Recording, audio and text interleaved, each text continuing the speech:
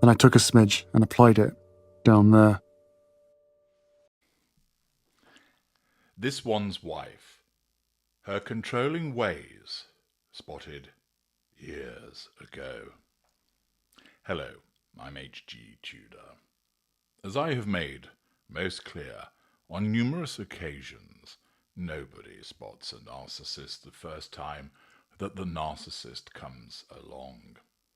Nobody, the first time of dealing with a narcissist ever, goes, that person is a narcissist. It may take many entanglements before they even have an awareness of what a narcissist is, and requires considerable immersion in information to truly understand how the narcissist behaves, thinks, and operates. This is part of the reason why the victims are so easy to ensnare, because they don't spot what we are.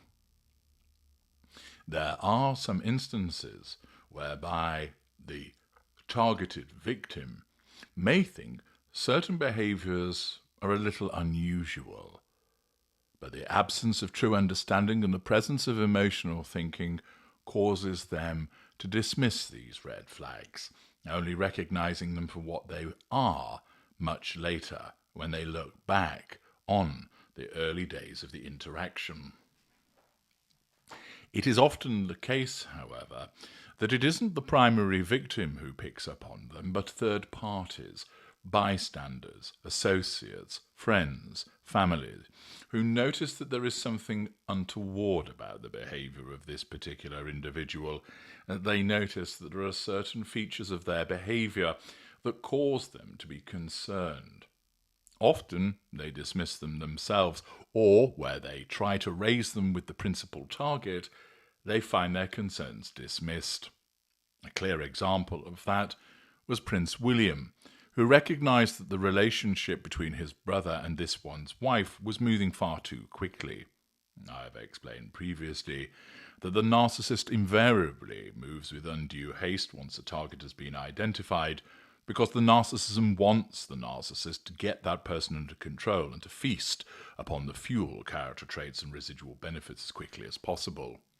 This means moving in quickly together, becoming engaged quickly, getting married quickly, making plans together, perhaps having children. Whatever it might be to ensure that the ties that bind, the narcissist is motivated to do those things. The hapless victim simply thinks, this person wants to have children with me, wants to get married, wants to live with me. They're totally into me. And of course, at this juncture, because they are in the golden period, they're being treated well, which means they don't see anything untoward. But William did. He saw the pace at which the relationship between his brother and this one's wife was moving as too quick. He didn't necessarily recognise that she was a narcissist. Indeed, he did not know that she was at that point. But he did realise there was something wrong, and he pointed this out to his brother, born out of his emotional empathy for Harry. But of course, Harry dismissed this, saw it as interference. And now we learn that further disclosures tell us about how this one's wife's controlling ways were spotted by others many years ago, and also demonstrates the manner by which Harry caused problems because he was unable to see what was actually taking place. Lady Elizabeth Anson, a society party planner who was one of Elizabeth II's closest confidants, is said to have chatted to the late Queen about Prince Harry's relationship with the future Duchess of Sussex. Lady Elizabeth died 5 years ago, aged 79. A first cousin of Elizabeth II, she acted as a sounding board over concerns about Harry and this one's wife's relationship, not least that their wedding in 2018 was being planned without the Queen's involvement, leaving her really upset. Now, you might say, of course, well, it's Harry and this one's wife's wedding, and therefore, why should they allow anybody else to have involvement? Ordinarily, That would be a fair comment. But where you're marrying into the British royal family with its conventions and also its protocols, and moreover, somebody else is footing the bill for this, where it costs millions of pounds, they would expect to have some degree of involvement. Naturally, for this one's wife, she would see that as unnecessary interference because it would amount to a threat to control. And her narcissism would tell her that there was no role for them to have that involvement, that she was there to reject these protocols, that they didn't apply to her. Queen Elizabeth is also said to have voiced concerns about the discord between this one's wife and Catherine, Princess of Wales, recognising that there was no love lost between the two. Again, for all of her empathic qualities, Catherine, Princess of Wales, recognised that this one's wife was problematic. Lady Elizabeth's conversations with the monarch have now been shared by Sally Bedell-Smith, a journalist and royal biographer with whom she was also good friends. In February 2018, Lady Elizabeth, known to her friends as Lisa, revealed that she had recently met this one's wife, describing the American actress as full of charm. Note, there's a distinction between charm and charisma. Charisma is a naturally occurring quality. This one's wife doesn't have it. But she is able to lay on some degree of charm by virtue of the flattery, which is a form of manipulation of her narcissism. This one's wife made it clear that she and Harry did not want the Queen's favoured party planner to take charge of their wedding. Harry wrote to me and said they were going another way, Lady Elizabeth is said to have told Ms. Bedell-Smith. He said, "I'm close to my grandmother and she is content with this." When I spoke with the Queen, she said she is not at all content. Now, Harry might have been mistaken when he wrote that, but more likely he was once again influenced by this one's wife to do what she wanted to do. After all, what this one's wife wants, this one's wife gets. And Harry, caught in the spell of the golden period, tells a lie, saying, "My grandmother's okay with not being involved," when in actuality was the Queen said she wasn't content with that.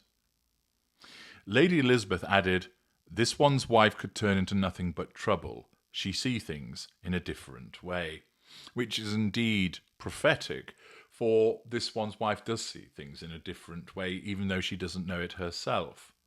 She ends up seeing things through the lens of control.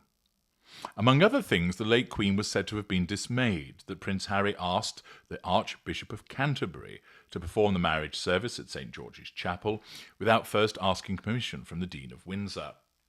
Again, Harry showing that his own narcissistic traits can readily be harnessed by the manipulative wiles of his wife. Harry has blown up his relationship with his grandmother, Lady Elizabeth said. She said she was really upset.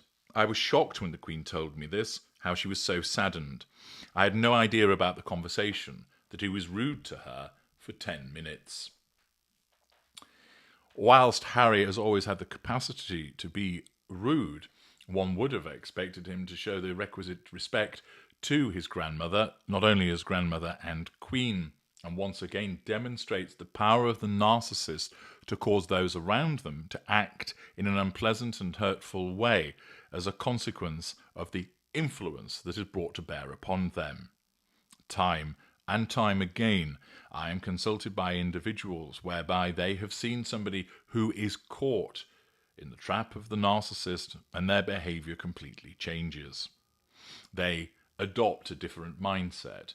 Their emotional empathy recedes. They become hurtful, lashing out, accepting what the narcissist says, falling out with friends and family, until, once free of the narcissist, it is as if a fog lifts from them and they return to the person they once were. Lady Elizabeth explained, "Harry and this one's wife had tea with the Queen the day before yesterday. She was trying to find out about the wedding dress, and this one's wife wouldn't tell her. Nullification of threat to control."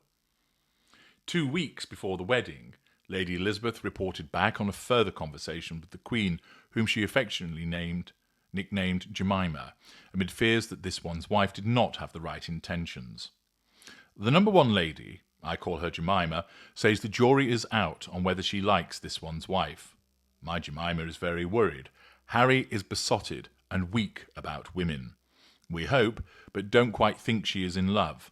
We think she engineered it all.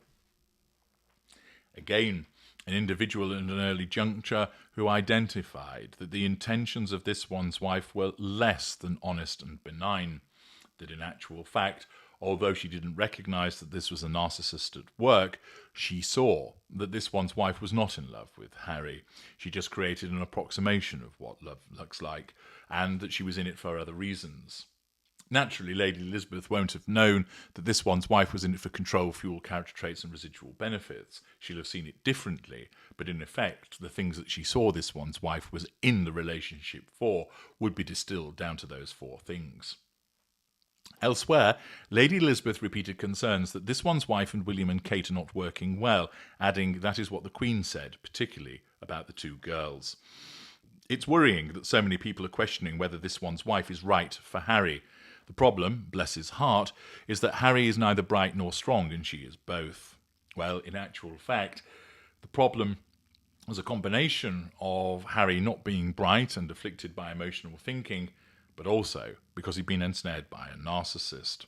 It was not so much that she is bright, because she isn't, and her strength is more a case of determination and arrogance rather than true inner strength.